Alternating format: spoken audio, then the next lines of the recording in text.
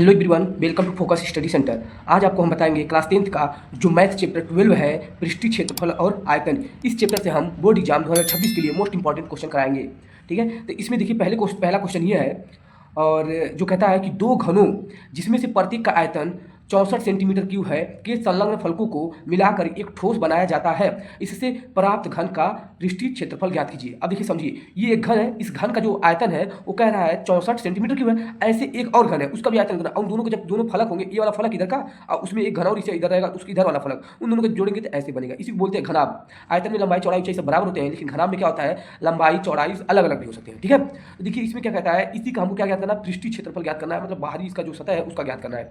तो देखिए पहले हम लिखेंगे, माना घन के कोर की लंबाई जो है, जो घन है इसके कोर की लंबाई, ये जो था मतलब कोर मतलब किनारा ए है, ए है, ए है, सब घन में सब बराबर होते हैं, इसलिए ए सेंटीमीटर है। तो घन का आयतन क्या दिया है, 64 और यहाँ सेंटीमीटर क्यूब दिया है। ठीक है ना। अब हम जानते हैं कि ये दिया इतना, हम जानते हैं जो घन का आयतन होता है वो भुजा क्यू होता है। तो भुजा क्यू मतलब हमने ए माना है, इसलिए ए क्यू इक्वल टू 64 दिया ही है। यहाँ से हम जब क्यू हटाएंगे तो इधर जाके अंडर रूट क्यू चढ़ जाएगा। मतलब ये जो होता है, जब हम क्या करते हैं, जब ये स्क्वायर रहता है तो ये चीज़ नहीं लगाते हैं, लेकिन जब क्यूब रहता है तो आगे लगाते हैं, ताकि ये क्या है, ये पता चल जाए कि ये क्या है, ये कड़ी है। और कड़ी है, कड़ी किसका है, 1/3 का मान है। ठीक है ना, 1/2 नहीं। यहाँ देखिए जो 64 है ये 4 का क्यूब है, इसलिए जब इसको बाहर निकालेंगे 4 आ जाएगा। ठीक है ना, 4 सेंटीमीटर। अब हमको तो पता चल गया कि इसकी जो कोर की लंबाई कितना है, 4 4 4 है। तो अब देखिए यहाँ पर इसकी पूरी जो घनाभ के हमको पृष्ठीय क्षेत्रफल निकालना, यहाँ से लेकर यहाँ तक की लंबाई, क्योंकि सब 4 4 है, तो लंबाई तो हो जाएगी 4 4 प्लस 8, ऊंचाई तो ही रहेगी, चौड़ाई तो ही रहेगी, यानी उसमें कोई चेंज नहीं होगा, लेकिन लंबाई भी क्या हो जाएगा, चेंज हो जाएगा। लेकिन घनाभ का पृष्ठीय क्षेत्रफल ये सब क्या होते हैं, 2 बार होते हैं, सब 2 बार होते हैं, इसलिए आगे 2 रहता है। और ब्रैकेट में क्या होता है, देखिए इसका ट्रिक क्या है, ऐसे आगे वाला यल आई बी एच, पहले ऐसे करते हैं, यल बी, फिर उसके बाद बी एच, फिर एच एल, ऐसे L B plus B H plus H L. ये होता है यल का मान तो 8 रखना है, बी का मान 4 रखना है, प्लस तो बी का मान फिर 4, एच का मान फिर 4 और फिर प्लस ये बीच में है, और एच का मान फिर 4 रखना है, एल का मान हमेशा कितना 8 रखना है। ठीक है ना, मल्टीप्लाई करेंगे तो 8 4 होता है 32 प्लस का 4 4 16 प्लस ये 4 8 32 हो जाएगा। अब ये 32 जोड़ेंगे तो हो जाएगा 64 और 64 में 16 जोड़ेंगे तो हो जाएगा 80। अब इसमें कुछ मल्टीप्लाई मानते हैं, और 2 का मल्टीप्लाई जब इसमें कर देंगे तो 160 सेंटीमीटर स्क्वायर आता है, क्योंकि क्षेत्रफल निकालता है इसलिए सेंटीमीटर स्क्वायर है यहाँ पर। ठीक है ना, ये हो जाएगा इस घनाभ का पृष्ठीय क्षेत्रफल। नेक्स्ट देखिए, कह रहा है कि एक खिलौने की त्रिज्या 3.5 सेंटीमीटर वाले एक शंकु के आकार का है, जो उसी त्रिज्या वाले एक अर्धगोले पर अध्यारोपित है। इस खिलौने का संपूर्ण ऊंचाई जो 15.5 सेंटीमीटर है। इस खिलौने का संपूर्ण पृष्ठीय क्षेत्रफल ज्ञात कीजिए। ये जो आप खिलौना दिख रहा है, इसका संपूर्ण पृष्ठीय क्षेत्रफल ज्ञात करना है। तो देखिए पहले इसने कहा इस पूरे की ऊंचाई जो है 15.5 सेंटीमीटर, इस खिलौने की ऊंचाई। इसमें से एक चीज़ों कहा था, जो शंकु है यहाँ पर शंकु का, और देखिए यहाँ पर जो बोला है कि एक खिलौने की त्रिज्या 3.5 सेंटीमीटर है। तो खिलौने की त्रिज्या जब 5.3 सेंटीमीटर, आप समझिए यहाँ पर हमको पता है अर्धगोला जो होता है उसका कहीं भी अगर ये खींचेंगे तो त्रिज्या क्या लाएगी। इसका मतलब अर्धगोला है तो उसकी त्रिज्या भी 3.5 ही होगी, क्योंकि पूरा मिलाते तो मतलब 7 हो जाता। लेकिन जब अर्धगोला है तो अर्धगोला में उसकी ऊंचाई क्या होगी, उसकी त्रिज्या होगी। तो इसलिए हम जानेंगे कि पूरी ऊंचाई जब 15.5 है और गोले का जो है, इसमें से हम गोला का जो ऊंचाई है वो घटा दें तो हमको इसका पता चल जाएगा। तो हम ये करेंगे 15.5 में से 3.5 घटा देंगे तो 12 आ जाएगा इस शंकु की ऊंचाई। अब पूरे का पृष्ठीय क्षेत्रफल बोला, तो क्या करेंगे, पहले शंकु का पृष्ठीय क्षेत्रफल फिर इस अर्धगोले का पृष्ठीय क्षेत्रफल निकाल के जोड़ देंगे। तो त्रिज्या 3.5 सेंटीमीटर, ऊंचाई पूरा कितना दिया है, इसका शंकु का 12 दिया है। इस शंकु की ऊंचाई है। अब हमको पता है कि शंकु का जो संपूर्ण पृष्ठीय क्षेत्रफल उसमें पाई आर एल होता है, लेकिन यहाँ तो कोई एच पता है, इसकी त्रिज्या पता है, एल पता ही नहीं है। इसलिए फार्मूला होता है एल बराबर अंडर रूट में H square plus R square. H का मान 12 दिया है, आर का मान 3.5 दिया, इसका होता है 144, इसका होता है 12.25 होता है। इन दोनों को जोड़ेंगे तो 156.25 आएगा। जब बाहर निकलेगा 12.5 सेंटीमीटर आएगा। ये 12.5 सेंटीमीटर का क्या है, स्क्वायर है।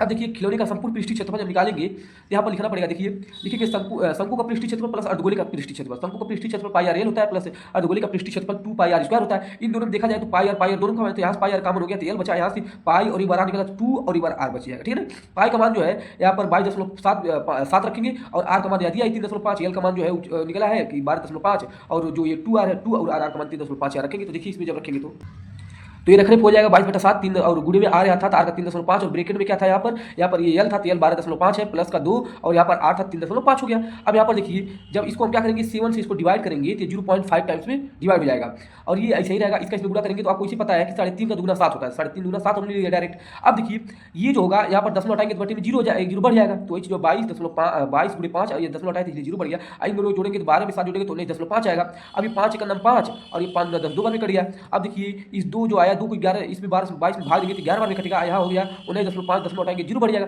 फिर इसको 5 से अगर काट के छोटा करेंगे तो 11 तो इसे रहेगा, प्लस यहाँ पर देखिए इसमें 5 से भाग देंगे 5 या 15 हो जाएगा, 4 बचेगा आ जाएगा 45, 45 और इसमें 5 भाग देंगे 5 10। इन दोनों का जब मल्टीप्लाई कर देंगे तो आ जाएगा 429 आएगा, बटे में 2 है। इससे जब इसमें भाग देंगे तो पहले इसमें भाग देंगे 2 बार में जाएगा, इसमें भाग देंगे 1 बार में, इसमें भाग देंगे 4 बार में जाएगा। अब यहाँ बचेगा 1, 10 लगाएंगे 0 बढ़ाएंगे 2 25 10 सेंटीमीटर क्यूब आ जाएगा, स्क्वायर आ जाएगा।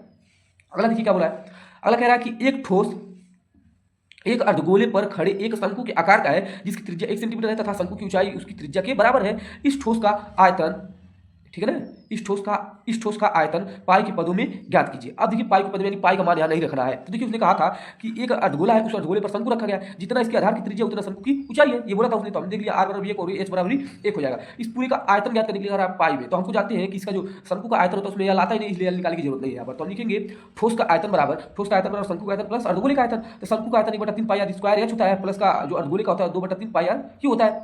इसमें 1/3 यहाँ भी, इसमें 1/3 इसमें भी आएगा, तो दोनों में कॉमन हो जाएगा। पाई यहाँ भी, पाई यहाँ भी, वो भी कॉमन हो जाएगा। आर स्क्वायर यहाँ भी, आर स्क्वायर यहाँ भी तो आएगा, यहाँ स्क्वायर भी कॉमन हो जाएगा। तो यहाँ पूरा इतना निकल गया, ये इतना तो बचेगा h, और यहाँ से 2 बचेगा यहाँ पर, और यहाँ एक बार r बचा, बाकी सब तो निकल गया, तो इसलिए 2r हो गया है। ठीक है, अब देखिए यहाँ पर, तो यहाँ पर देखिए ये ऐसे बचा। अब यहाँ पर h का मान रखेंगे। यहाँ देखिए पाई का मान तो रखना नहीं है, r का मान 1 होगा, 1 × 1 मतलब 2 बार लिख दिया उसी को। h का मान 1 ही है क्योंकि ऊंचाई 1 ही है 2, और यहाँ r का मान भी 1 है। r और h का मान दोनों का 1 सेम है। यहाँ देखिए गुणा करेंगे 2 का 2, 2 1 3, तो यहाँ 3 हो जाएगा। ये 1 का 1 का गुणा पाई करेंगे पाई होगा, 3 से 3 यहाँ क्या हो जाएगा, कट जाएगा, बस बचेगा पाई, पाई का नम पाई। अब पाई जो आयतन निकाला था इसलिए सेंटीमीटर क्यू आ जाएगा। ये होगा इसका आंसर। अगला देखिए, अगला है एक ठोस, बहुत बड़ा क्वेश्चन है ये, ठीक है ना, देखने में बड़ा है लेकिन बहुत आसान है। देखिए कह रहा है एक ठोस खिलौना एक अर्धगोले के आकार का है, ठीक है ना, अर्धगोले के आकार का है, और कह रहा है कि जिस पर एक लंबवृत्तीय शंकु आरोपित है। इस शंकु की ऊंचाई 2 सेंटीमीटर है और आधार की त्रिज्या का व्यास जो है 4 सेंटीमीटर है। इस खिलौने का आयतन निर्धारित कीजिए। यदि ये एक लंबवृत्तीय बेलन इस खिलौने के परिगत हो तो बेलन और खिलौने के आयतनों का अंतर ज्ञात कीजिए। देखिए समझ नहीं आएगा, मैं आपको समझा देता हूँ एक आकार है।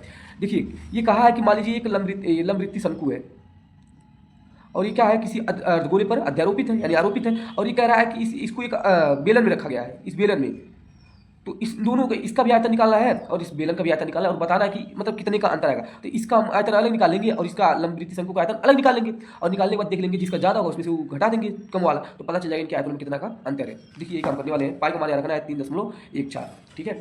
ये देखिए लास्ट क्वेश्चन है, और ये देखिए ये है एक बेलन। इस बेलन में क्या रखा गया है, शंकु जो है अध्यारोपित है किस पे, अर्धगोले पर। कहा है कि जो शंकु की ऊंचाई वो 2 सेंटीमीटर है और इसके आधार का जो व्यास था वो 4 सेंटीमीटर था। देखिए यहाँ से लेकर यहाँ तक ये 4 सेंटीमीटर का व्यास था, इसका मतलब इसकी त्रिज्या 2 सेंटीमीटर नहीं हो जाएगी।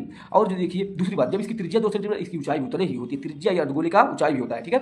इसलिए मैंने r बराबर 2 रखा और h बराबर भी 2 रखा। तो हम पहले क्या लिखेंगे, खिलौने का आयतन। खिलौने का आयतन मतलब ये अंदर जो रखा गया है इसका आयतन निकालेंगे। तो इसका आयतन निकालने के लिए पहले लिखेंगे शंकु का आयतन प्लस अर्धगोले का आयतन। तो देखिए इस टाइप का एक सवाल लगा है, तो शंकु का आयतन प्लस अर्धगोले का आयतन, शंकु का आयतन 1/3 पाई आर स्क्वायर h होता है, प्लस इसका जो मान होता है वो 2/3 पाई आर क्यू होता है। दोनों में 1/3 का मान 1/3 का मान लेंगे, दोनों में पाई का मान आएगा पाई भी का मान लेंगे। तो ऐसे भी कर सकते हैं जैसे पीछे किया गया है, और अगर मान रख के करेंगे तो भी वैसे आंसर आएगा। तो देखिए जैसे रखा गया वैसे मैं समझा दे रहा हूँ। देखिए 1/3 या पाई का मान 3.14, पाई या आर का मान है जो आर स्क्वायर, क्योंकि आर का मान यहाँ 2 रखा गया इसलिए 2, और एच का मान भी 2 है, प्लस 3/2, पाई का मान 3.14 और आर का मान 2 है इसलिए 2 क्यू। ये हो जाएगा। देखिए पाई 3.14 का गुणा में करेंगे 3.41, और इसका गुणा करेंगे स्क्वायर करेंगे 2 दूना 4, 4 दूना 8, इसलिए 8 लिखा गया, बटे में कुल के 3 आ जाएगा।